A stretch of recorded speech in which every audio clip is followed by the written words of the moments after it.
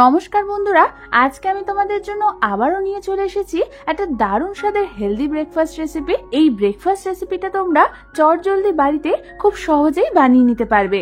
আর চিড়ে, সুজি, টক দই আর কিছু ভেজিটেবলস দিয়ে যে এত সুন্দর ব্রেকফাস্ট তৈরি করে নেওয়া যায় সেটা তোমরা এই ভিডিওটা না দেখলে বুঝতেই পারবে না। তাই রেসিপিটা পুরো দেখার অনুরোধ রইল। তাহলে চলো রেসিপিটা শুরু করে ফেলি। আর আমি সুস্মিতা তোমাদেরকে আমার চ্যানেল ইয়ামিটস বাংলাতে স্বাগত জানাই। এই রান্নাটার জন্য আমি এখানে মেজারমেন্ট কাপের 1 কাপ পরিমাণ চিড়ে নিয়ে নিয়েছি। এবার এই চিড়ের মধ্যে আমি দিয়ে দেবো প্রায় হাফ কাপ পরিমাণ জল। তারপর এই জলটার মধ্যে চিড়েটাকে আমাদের প্রায় 4 থেকে 5 মিনিটের জন্য রেখে দিতে হবে, যাতে ভালো মতো সোক হয়ে যায়। চিড়েটা ভালো মতো জলে সোক হয়ে গেলে ওই সোক হওয়া চিড়েটা আমি একটা মিক্সার গ্রাইন্ডার জারের মধ্যে ট্রান্সফার করে দেব। আর দিয়ে দেবো ওর মধ্যে মেজারমেন্ট কাপের 1 কাপ পরিমাণ সুজি আর হাফ কাপ পরিমাণ টক দই।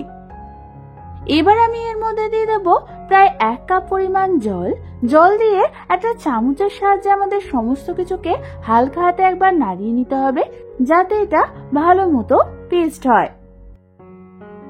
ভালো মতো মিশিয়ে নেওয়ার পর মিক্সার গ্রাইন্ডার জারের ঢাকনা বন্ধ করে দিয়ে আমি এটার একটা স্মুথ পেস্ট বানিয়ে নেব। তোমরা দেখো আমাদের সমস্ত কিছুর স্মুথ পেস্ট কিন্তু একদম রেডি হয়ে গেছে। এবার এটাকে সরিয়ে রেখে অন্যদিকে আমি একটা চপার নিয়ে নিয়েছি।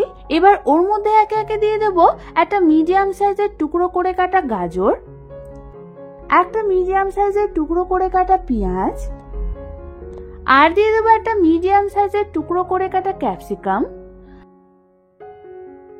আর 1 ইঞ্চি মতো টুকরো করা আদা, আর 1খানা কাঁচা লঙ্কা। এবার এই সমস্ত ভেজিটেবলস গুলোকে আমাদের চপারের সাহায্যে ফাইনলি চপ করে নিতে হবে।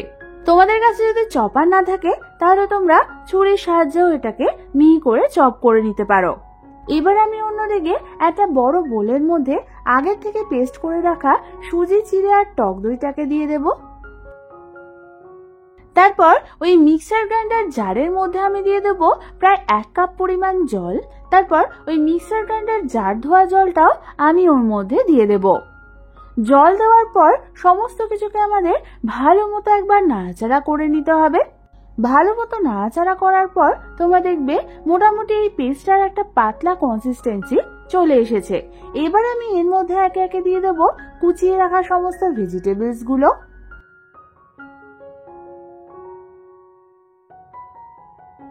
আর দিয়ে দেবো স্বাদ অনুযায়ী নুন, স্বাদ অনুযায়ী চিনি, হাফ চামচ পরিমাণ গোলমরিচের গুঁড়ো, আর দিয়ে দেবো হাফ চামচ পরিমাণ বেকিং সোডা। এবার আমাদের সমস্ত কিছুকে ওই পেস্টটার সাথে ভালো মতো মিশিয়ে নিতে হবে। ভালো মতো নাড়াচাড়া করতে করতে মিশানোর পর তোমরা দেখবে আমাদের এই পেস্টটার কনসিস্টেন্সিটা ঠিক এরকম হয়েছে। এবার এটাকে সরিয়ে রেখে অন্যদিকে আমি গ্যাস জ্বালিয়ে একটা ফ্রাইং প্যান বসিয়ে দিলাম। আর তার মধ্যে দিয়ে দিলাম প্রায় 1 চামচ পরিমাণ সাদা তেল। তেলটা ভালো মতো গরম হলেই আমি ওর মধ্যে 1 হাতা পরিমাণ বানিয়ে রাখা মিক্সচারটা দিয়ে দেব। তারপর ওই হাতার সাহায্যে ওটাকে অল্প একটু স্প্রেড করে দেব। তোমরা কিন্তু এটাকে বেশি পাতলা করে স্প্রেড করবে না, তাহলে কিন্তু ভাজবার সময় এটা ভেঙে যেতে পারে। এবার আমাদের এটাকে মিডিয়াম টু হাই ফ্লেমে এক সাইডটা ভালো করে ভেজে নিতে হবে। প্রায় 2 থেকে 3 মিনিট পর আমি ওর উপর আরো কিছুটা পরিমাণ সাদা তেল ছড়িয়ে দেব। এবার এর এক সাইডটা ভালো মতো গোল্ডেন ব্রাউন করে ভাজা হয়ে গেলে খুন্তির সাহায্যে অন্যদিকে উল্টে দেব। তারপর ওই দিকটাও মিডিয়াম টু হাই ফ্লেমে আমি আরো 2 থেকে 3 মিনিটের জন্য ভালো মতো ভেজে নেব। তোমরা দেখো আমাদের এর 2 সাইডটাই ভালো মতো ভাজা হয়ে গেছে। এবার আমি এটাকে একটা অন্য পাত্রে নামিয়ে রেখে দেব। এরপর ঠিক একই পদ্ধতিতে আমি বাকিগুলোকেও ভেজে নেব। এটা বানাতে গিয়ে তোমাদের শুধু একটা জিনিসই লক্ষ্য রাখতে হবে, যাতে তোমাদের এই ব্যাটারটা খুব বেশি পাতলা না হয়ে যায়। তা না হলে কিন্তু তোমরা এটাকে ভাজবার সময় ভালো মতো উল্টাতে পারবে না, উল্টাতে গেলেই ছিঁড়ে যাবে।